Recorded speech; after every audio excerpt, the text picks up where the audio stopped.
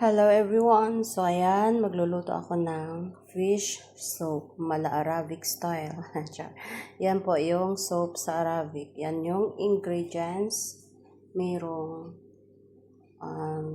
garlic, onions with garlic also, and tomato blender, at saka yung ating fish na grilled muna. Gifried mo na ng konti, and meron tayong dahon-dahon dito na parsley frozen. So, ayan yung ating ingredients.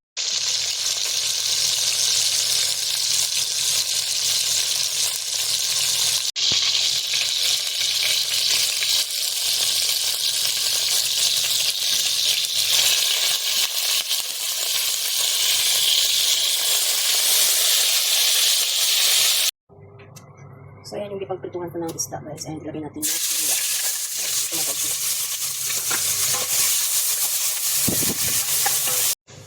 Tapos lagyan natin yung tomato. And konti yung tomato paste.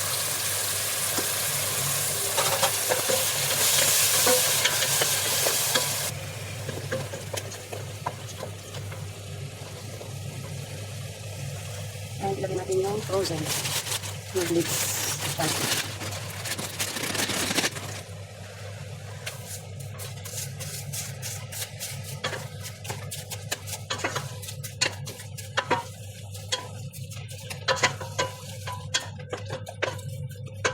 Tapos yung ating garlic with lemongrass.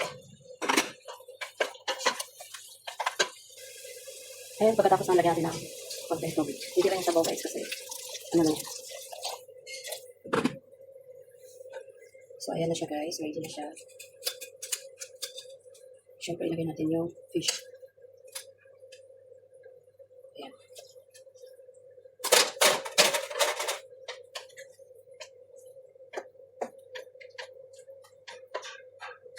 Ayan, lagyan natin ng konting asin. Hindi lang, guys, kasi ayaw nang maalat yung mga. Ayan po yung ingredients. Fresh tomato paste, and lemongrass, garlic, and onions, and parsley. So, yun lang, guys. Thank you so much for watching.